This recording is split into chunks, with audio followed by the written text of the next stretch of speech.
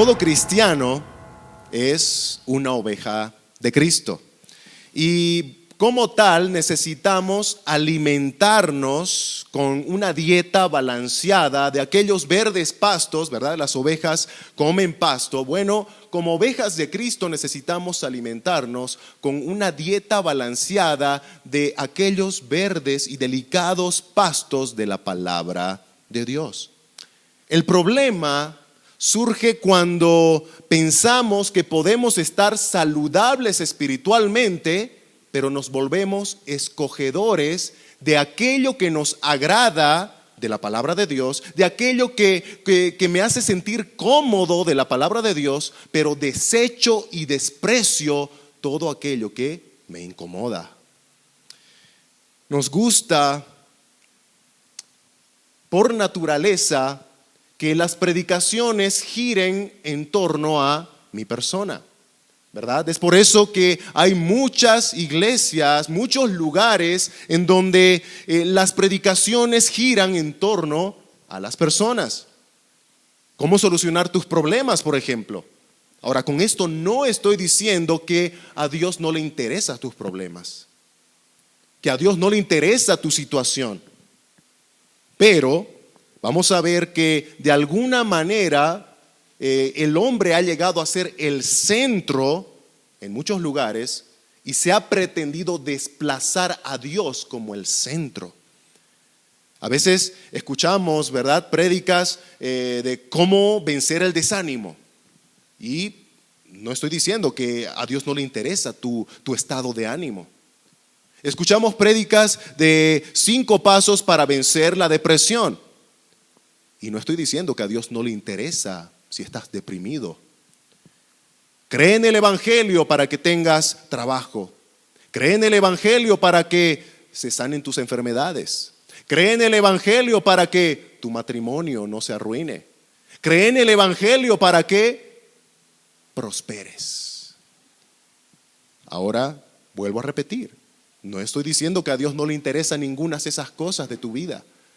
Pero esto tengo que ser claro al decirlo.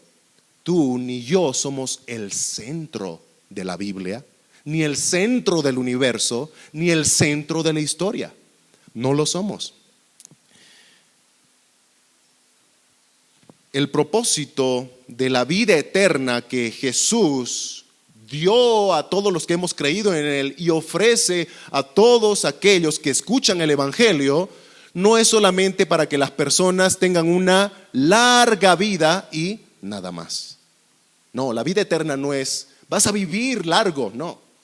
El Señor Jesucristo dice en su oración sacerdotal en Juan capítulo 17, y esta es la vida eterna, que te conozcan a ti, el único Dios verdadero, y a Jesucristo a quien has enviado. Hermanos, amigos, esa es la vida eterna, el propósito de la vida eterna, conocer a Dios. Y esa es la razón por la que en esta iglesia local intentamos tener una alimentación con todo el consejo de Dios, ¿verdad? Eso quiere decir que vamos a escuchar mensajes, vamos a leer la Biblia con aquellos pasajes que nos agradan, que nos hacen sentir cómodos, pero también vamos a leer la Biblia y vamos a escuchar prédicas de aquellas cosas que me incomodan, que me desafían, que me traspasan con aquella espada, como dice el autor a los Hebreos, que es la palabra de Dios, una espada que traspasa hasta lo más profundo de mi ser y me duele. Pero es para darme vida, para darme madurez, para ayudarme a crecer. Debemos estudiar todo el consejo de Dios, hermanos. Vamos a estudiar, vamos a leer el Nuevo Testamento, pero también debemos estudiar y leer el Antiguo Testamento. Hermanos, esto va a servir como un desafío para esta iglesia. En 3 años como iglesia local apenas hemos estudiado del Antiguo Testamento el libro de Ruth en 4 sermones, el libro de Jonás en 5 sermones y el libro de Malaquías en 10 sermones. Hermanos, debemos continuar abrazando el Antiguo Testamento, que, como dice el apóstol Pablo, es también inspiración de Dios. y útil para enseñar, para redarguir, para corregir, para instruir en justicia. Así que en esta oportunidad vamos a comenzar una serie de sermones en base al libro del profeta Nahum, Antiguo Testamento. Y por los siguientes domingos vamos a deleitarnos en esta profecía que desde mi punto de vista expresa de manera excelsa y abreviada el carácter de Dios. Vamos a ver qué dice Nahum en esta profecía sobre el carácter de Dios. Y vamos a tratar de, como decía nuestro Señor Jesucristo, conocer un poco más profundamente a nuestro Dios, a nuestro Salvador, que al final de cuentas ese es el propósito de la vida eterna, conocer más a Dios. Vamos a estudiar en esta mañana Nahum capítulo 1, versículos 1 al 3a, y vamos a desglosar estos pasajes en 4 encabezados. Número 1, el contexto en que se escribió esta profecía. Número 2, veremos el Dios celoso. Número 3, el Dios justo. Y por último, número 4, el Dios paciente. Así que entramos de lleno a nuestro tema en esta mañana. Punto número 1, vamos a ver el contexto en que se escribió esta profecía. Vamos a leer Nahum capítulo 1, versículo 1. La palabra de Dios dice así: profecía sobre Nínive, libro de la visión de Nahum de Elcos. Desde el principio se nos aclara que la ciudad de Nínive, en el contexto más inmediato de lo que estamos leyendo, la ciudad de Nínive es la principal receptora de esta profecía que Nahum está escribiendo y que viene con un tono de reprensión. La ciudad de Nínive era conocida como la gran ciudad. De por sí eso ya nos habla de su tamaño y también de su influencia. La ciudad de Nínive era la capital del imperio asirio. Y bueno, ya en los tiempos del profeta Nahum, la ciudad de Nínive ya era muy antigua.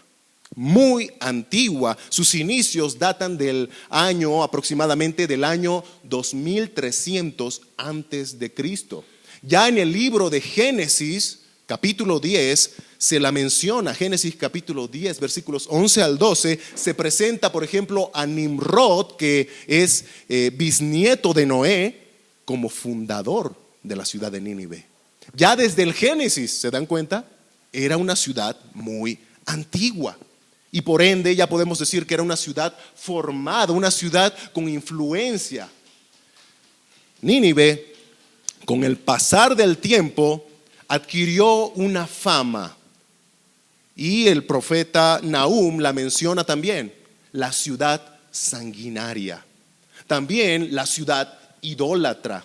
Era una ciudad, una sociedad que hacían lo que su corazón pecaminoso les impulsaba a hacer, que era inclinarse al pecado. Y Dios no iba a quedarse con los brazos cruzados. De manera que en el reinado de Asurdán III, que era el rey de Asiria, bueno, Dios envía un profeta conocido por nosotros a predicar a la gran ciudad, a Nínive. ¿Quién era? Jonás. Jonás fue, antes de Nahum, a predicar a Nínive, a esta ciudad sanguinaria. Y empezó a predicar sobre el juicio de Dios por sus pecados y a llamar al arrepentimiento a las personas. Y sorprendentemente, en la historia de Jonás, podemos ver que esa generación de ninivitas creyó el mensaje, se arrepintieron de sus pecados y el Señor les perdonó. Pero este punto es muy importante en este aspecto de la contextualización.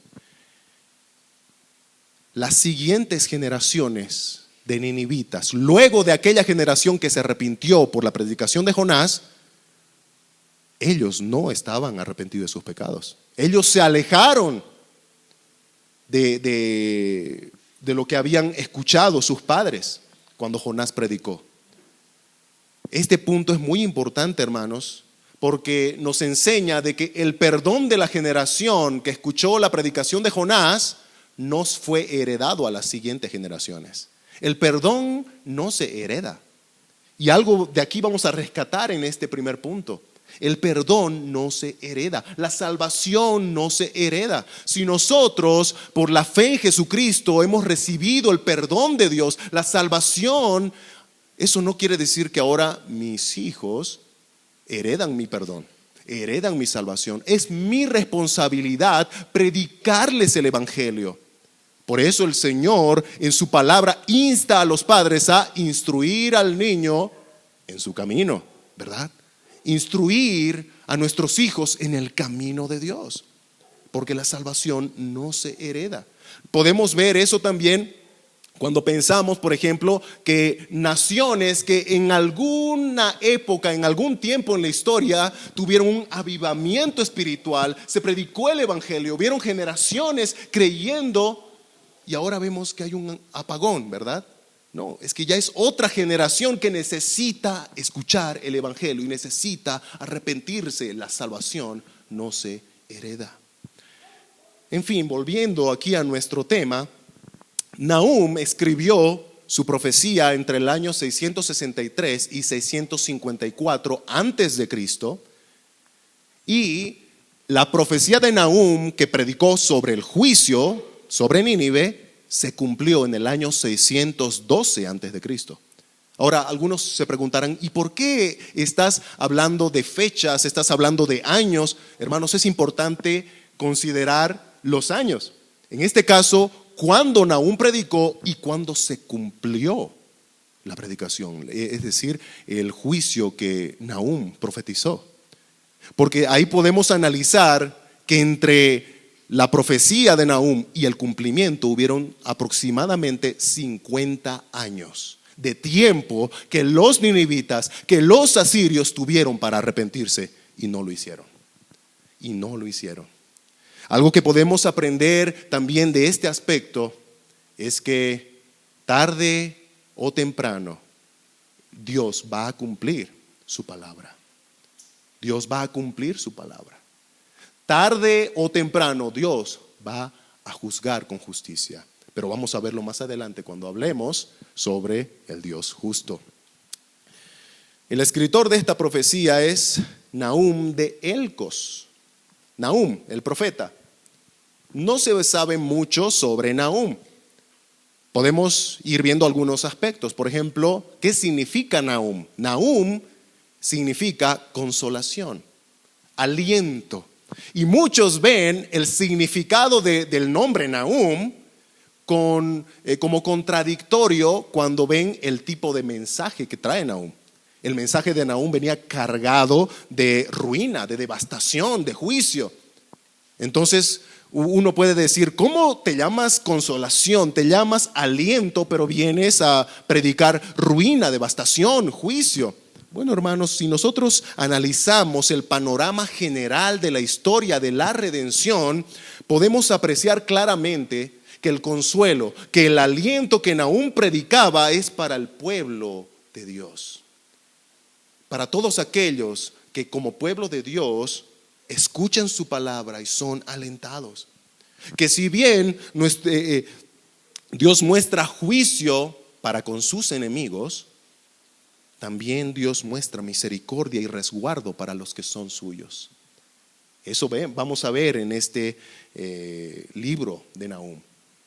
Cómo un mismo mensaje resulta de aliento para los que son de Dios y de devastación y de juicio para los que son sus enemigos. No se sabe mucho, bueno, prácticamente nada sobre el lugar que se presenta aquí como la cuna de Nahum, el lugar de nacimiento de Nahum, Elcos, ¿ubican? La cuna de Nahum. Bueno, existen muchas opiniones sobre dónde podría estar ubicado Elcos.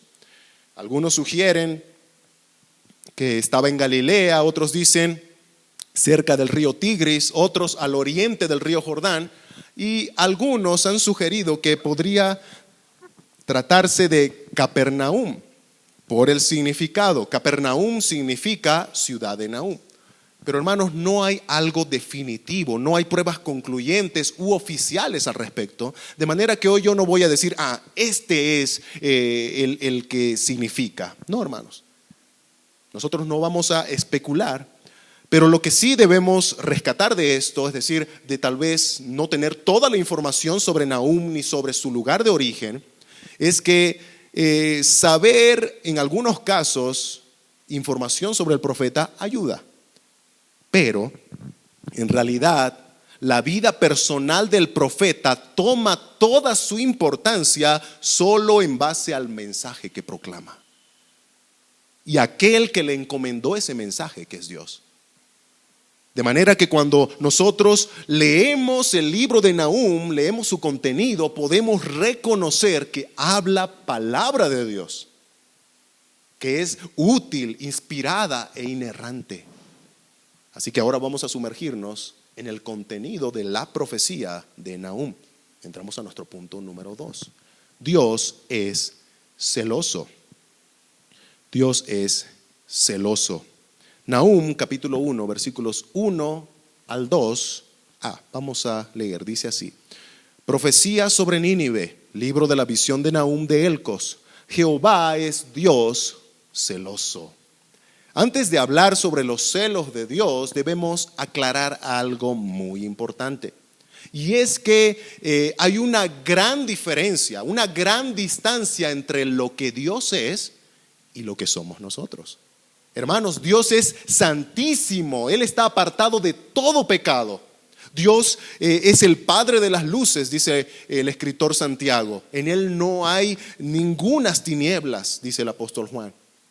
Hermanos, sus acciones, las acciones de Dios son buenas, son agradables, son perfectas. Y como soberano, Dios hace todo lo que quiere por su legítimo derecho, porque Él es Dios. Por otro lado, nosotros no somos perfectos. No podremos considerarnos por nosotros mismos santísimos. Somos pecadores, dice la Biblia. Incluso siendo cristianos, lidiamos con el pecado que aún mora en nosotros, como dice el apóstol Pablo en Romanos capítulo 7, y muchas de nuestras acciones están todavía influenciadas por deseos pecaminosos. Y definitivamente no somos perfectos. Y si alguna duda todavía te queda, voy a decirlo claramente, no somos Dios. No lo somos.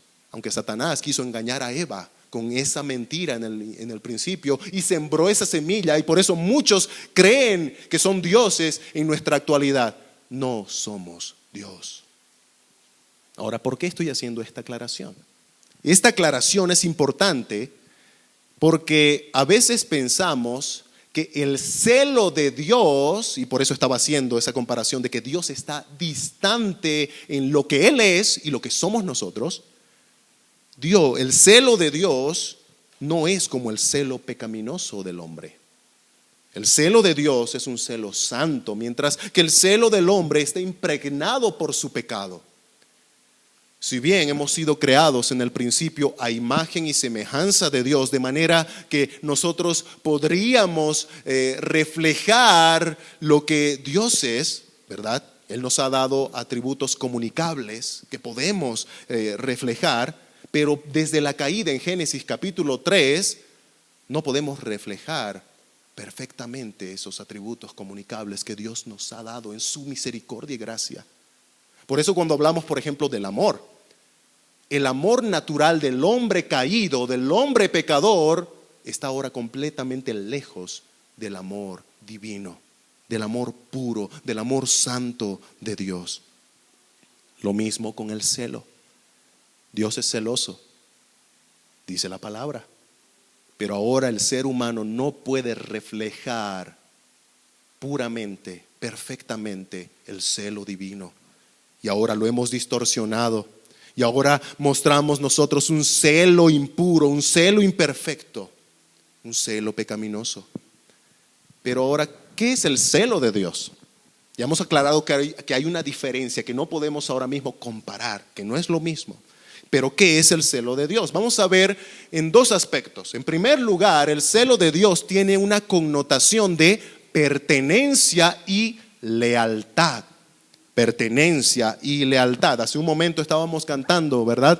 Uno de los himnos que decía, ahora soy de Cristo, mío también es Él. De alguna manera ese coro está, o esa alabanza, ese himno está inspirado en Cantar de los Cantares, donde el esposo y la esposa muestran esa interacción donde los dos muestran pertenencia. Justamente Cantares 2:16 dice así, la esposa, mi amado es mío y yo soy suya. Y yo soy suya. Y antes de que empecemos a pensar que Cantar de los Cantares es solo un manual, un simple manual de matrimonio, ¿verdad? Porque a veces eso es lo que nos han enseñado. Hermanos, tenemos que saber que históricamente los judíos interpretaron que el esposo de Cantar de los Cantares representa a Dios y que la esposa representa a su pueblo escogido. Y luego de Cristo, es decir, en los primeros 18 siglos, porque después de eso cambió, pero en los primeros 18 siglos, la iglesia cristiana, la iglesia histórica, siguió representando al esposo como a Dios, Cristo, la segunda persona de la Trinidad, y a la esposa con la iglesia, su pueblo escogido. Hermanos, este texto ilustra, Cantar de los Cantares, ilustra claramente ese sentido de pertenencia santa.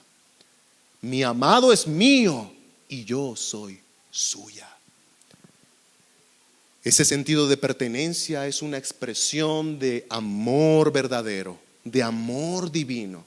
Y esa pertenencia, y aquí ya vamos a empezar a ver las diferencias entre el amor divino y el amor pecaminoso, entre el celo divino y el celo pecaminoso.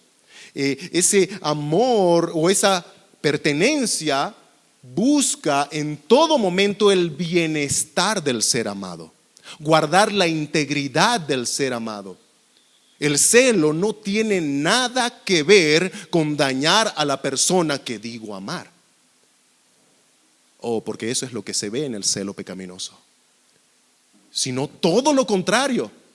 El celo verdadero, el celo divino, busca proteger a esa persona que amo del mal, protegerla del pecado, protegerla del ultrajador. Y en el caso de Cristo y la iglesia, nos protege de Satanás, nos protege del pecado, nos protege de la muerte.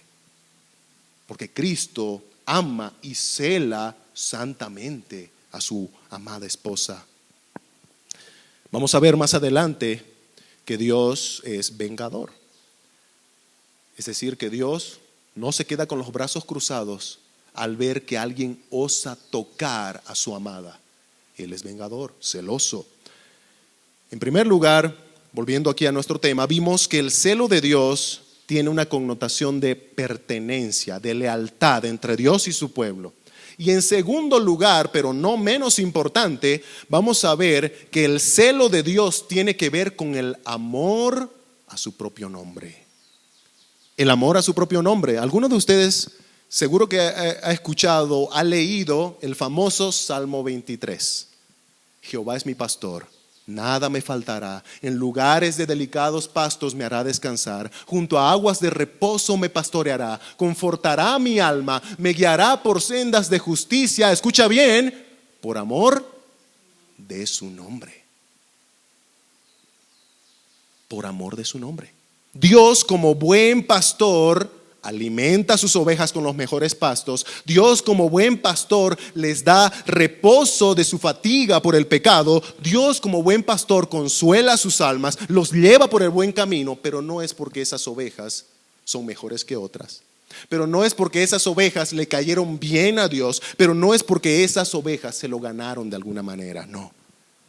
Dice el texto, por amor de su nombre. Dios es celoso de su nombre.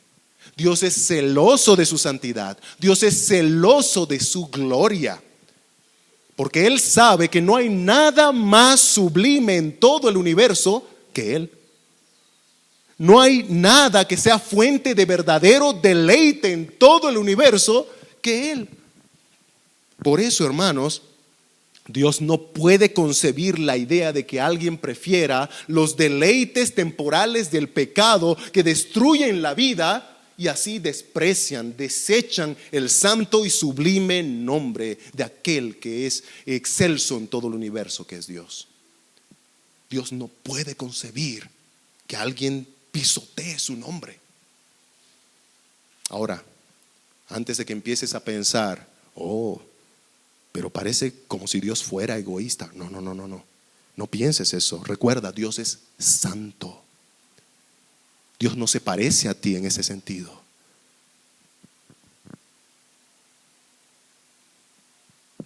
Cuando tú piensas que tú eres el centro del universo, cuando tú piensas que eres el irreemplazable, cuando tú piensas que eres el más importante, eso es egocentrismo, eso es pecado, porque es una vil mentira.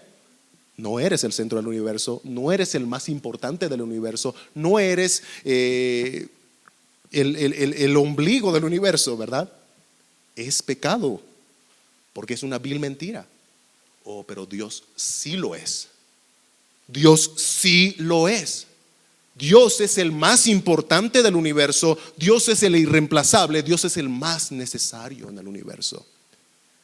Por eso, dice un comentarista en la Biblia de la Reforma, el atributo del celo de Dios se refiere a la expresión apasionada de Dios en contra de toda violación a su santidad o a todo intento de compartir su gloria.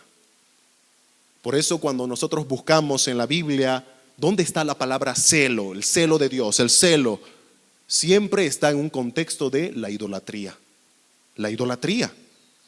Cuando alguien pretende reemplazar a Dios, está declarando implícitamente que hay algo mejor que Él, que hay algo que se merece el trono de mi vida, y por eso yo desplazo a Dios. Estoy gritando a borbotones que aquello que estoy valorando más que a Dios vale más que su nombre. Recuerda, Dios es celoso. Deuteronomio capítulo 5 versículo 9, en el contexto de las imágenes de los dioses falsos, dice: no los adorarás ni los servirás, porque yo, el Señor tu Dios, soy Dios celoso. Celoso. Dios ama su nombre. Por amor de su nombre es que te perdonó. Por amor de su nombre es que te sostiene. Por amor de su nombre es que estás ahora en el camino de la fe. Por amor de su nombre. No pisotees el nombre de Dios. No pongas otras cosas por encima de Dios. Amarás al Señor con todo tu corazón, no con una parte, con todas tus fuerzas, con toda tu mente, con toda tu alma, con todo tu ser. Dios es celoso. Y así pasamos a nuestro punto número 3. Dios es justo. Vamos a leer Nahum capítulo 1 versículo 2.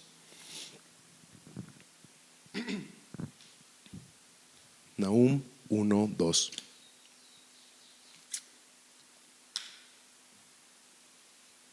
Dice la palabra de Dios: Jehová es Dios celoso y vengador.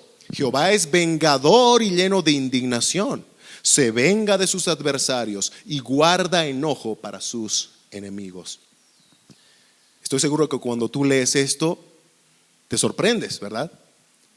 Normalmente hemos escuchado una parte del carácter de Dios y muchas veces hemos intentado, ayudémosle a Dios. Esto le hace quedar un poco como muy rudo, ¿no? Hermanos, por eso decía, a veces tenemos que, fuera de lo que a mí me mantiene cómodo o de lo que a mí me agrada, leer todo lo que Dios ha escrito sobre sí mismo, aquí, en la Biblia. Y Él dice esto de Él: Él es vengador. Y miren, repite 3 veces: vengador, vengador, se venga de sus adversarios. La palabra vengador viene del vocablo noquem, vocablo hebreo, que que significa que Dios como juez tiene el derecho y la capacidad de no dejar sin castigo a ningún pecador. A ningún pecador. Él va a pagar con justa retribución a cada pecador. La justicia, hermanos, es parte de la naturaleza de Dios. A veces nosotros entendemos como si la justicia fuera algo opcional para Dios, ¿no? Como si Dios pudiera saltar su justicia. No, porque es parte de su naturaleza. Ahorita vamos a hablar un poco de eso. Deuteronomio capítulo 32, versículo 4, dice: Dios es la roca, cuya obra es perfecta, porque todos sus caminos son rectitud. Atención a ese tipo de aseveraciones sobre la justicia de Dios, sobre los caminos de Dios. Todos sus caminos son rectitud. Dios de verdad y sin ninguna iniquidad en él es justo y recto. Toda acción de Dios se representa en este versículo, en esta frase: todos sus caminos. Cuando el escritor dice todos sus caminos, está diciendo todo lo que Dios hace. Todo lo que Dios hace. ¿Y qué dice sobre todo lo que Dios hace? Dice que es recto, sin desvíos, sin torceduras, sin atajos ilegales. Salmos 37, 28 dice: Jehová ama la rectitud. Ama la rectitud. Ama lo correcto, ama lo justo, ama lo cabal. Por ejemplo, cuando hablamos nosotros de naturaleza de Dios, de la esencia de Dios en cuestión a su carácter, ¿verdad? Uno de los primeros atributos que se nos viene a la mente es el amor. Dios es amor, en esencia. Eso quiere decir que Dios no solamente tiene amor, Dios no solamente actúa con amor, no. Dios es en esencia, en su naturaleza, amor. Lo mismo con la justicia, hermanos. Dios es justo. Deuteronomio 32, 4, finalizando, ¿vieron lo que dice? Es justo y recto. Dios es justo y recto. Y como Dios es justo, aborrece con todo su ser la injusticia. Y muchas veces vemos esto en nuestra cotidianidad, ¿verdad? Proverbios 11, 1, un texto muy conocido: el peso falso es abominación a Jehová, mas la pesa cabal le agrada. La pesa cabal le agrada. ¿Por qué Dios abomina una balanza alterada? Porque Él es justo y Él no concibe que alguien trate de hacer una injusticia, ¿verdad? Y que ahora esa pesa trate de mostrar algo que no es. Dios aborrece la pesa falsa, porque Dios aborrece la injusticia. Puse esto como ejemplo porque es algo tan cotidiano, tan que casi como lo que ahora tratamos de disfrazar la mentira, ¿verdad?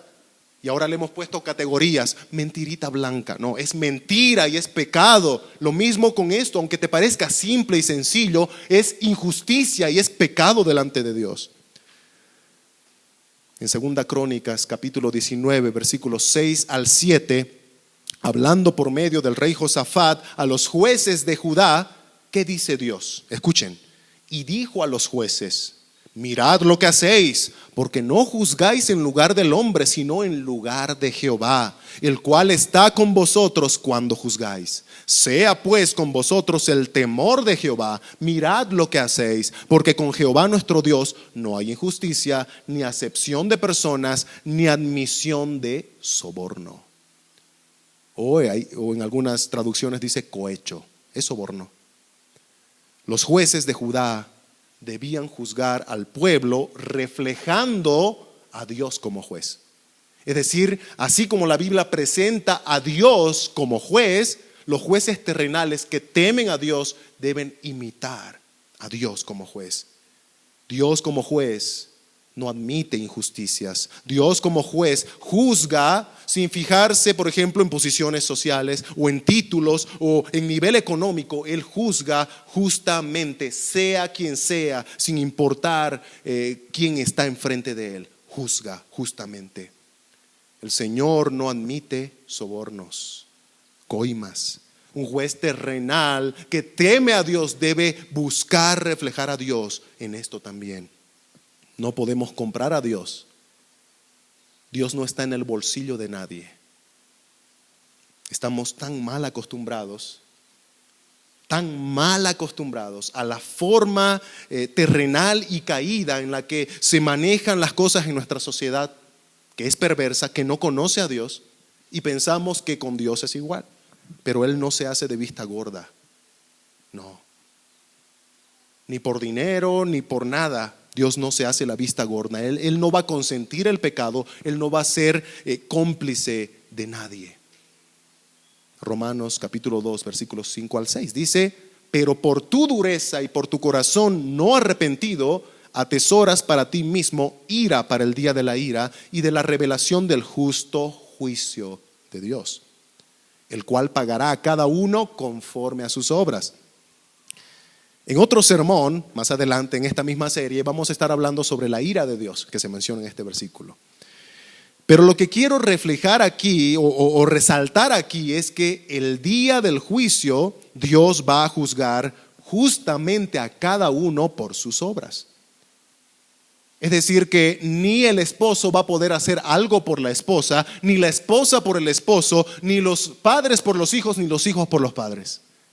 Cada uno va a sufrir, pagar las consecuencias de sus obras. Será juzgado.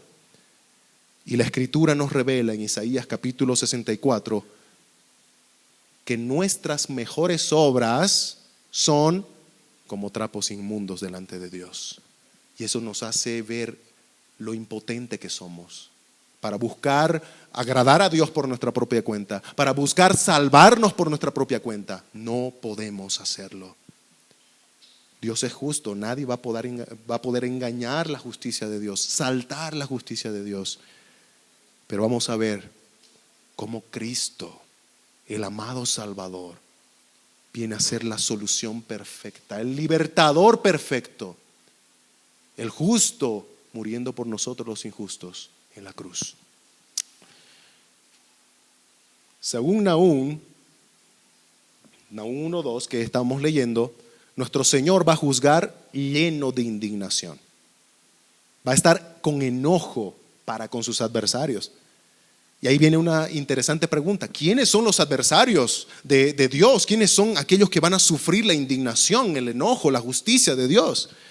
Bueno, los adversarios son aquellos que directamente o indirectamente, son aquellos que discretamente o abiertamente se oponen al señorío de Dios, rechazan su voluntad, van en contra de sus estatutos, contradicen su llamado para abrazar el mundo, pisotean su nombre. Pisotean su nombre, sobrevalorando los placeres terrenales por sobre Dios. Ellos son enemigos de Dios.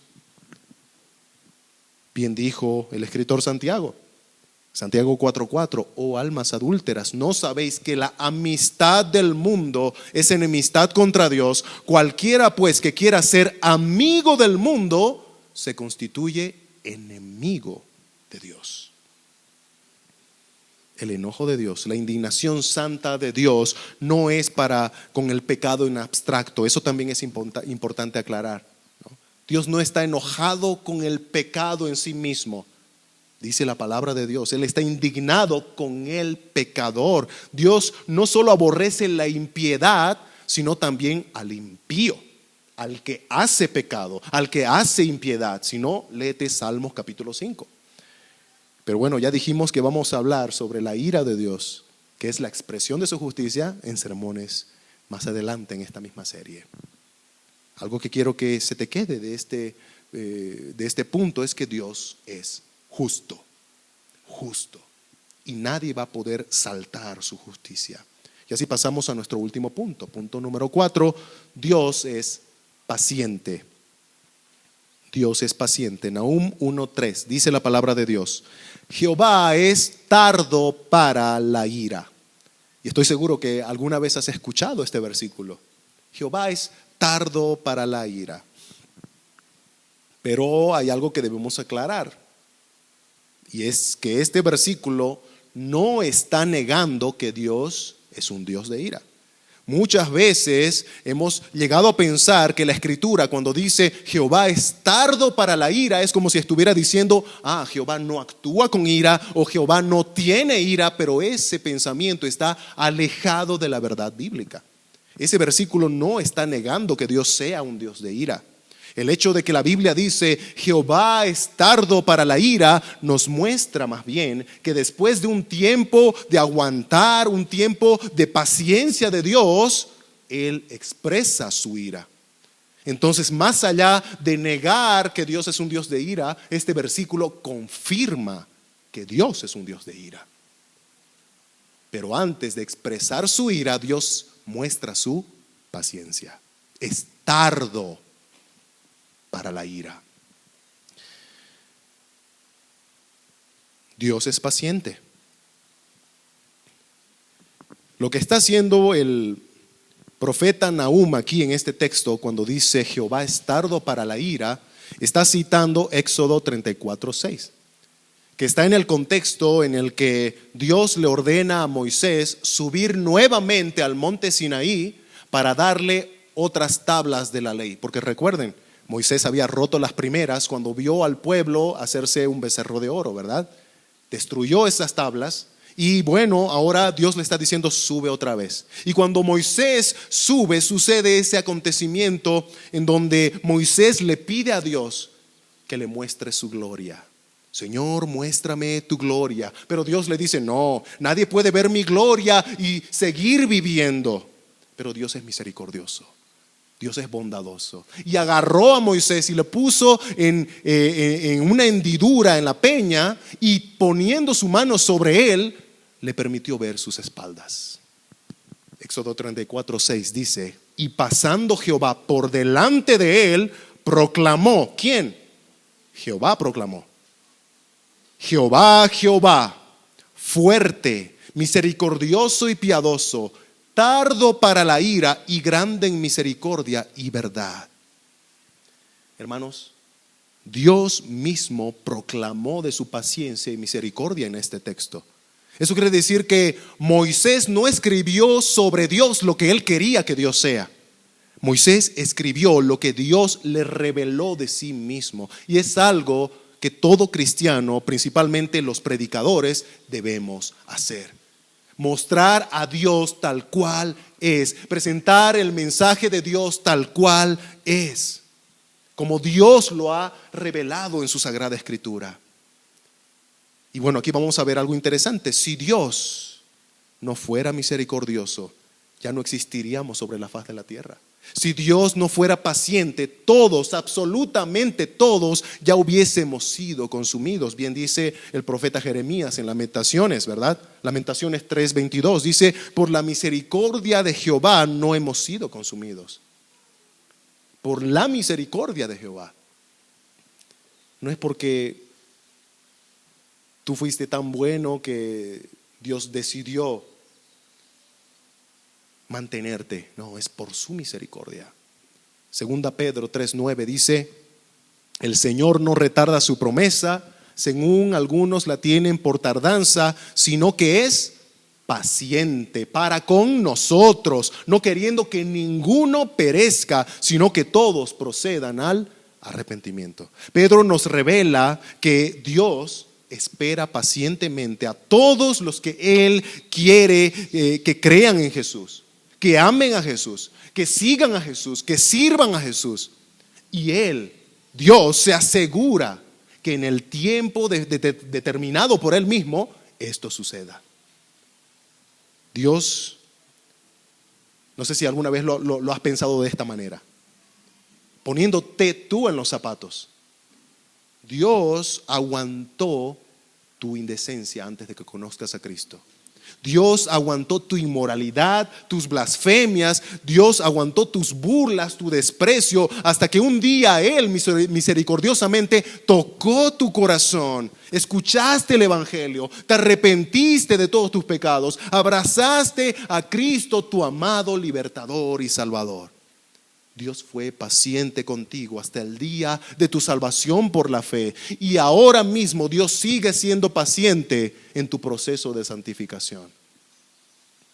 Porque estamos en un proceso de crecimiento en donde hay tropiezos, en donde muchas veces desagradas a Dios. Como dice el apóstol Pablo, contristas al Espíritu Santo. Pero Dios es paciente. Y si el Señor aún no regresa, es porque sigue ejerciendo su paciencia para salvar a sus escogidos. Ese es en esencia lo que está diciendo el apóstol Pedro, ¿verdad? No queriendo que ninguno perezca, sino que todos procedan al arrepentimiento.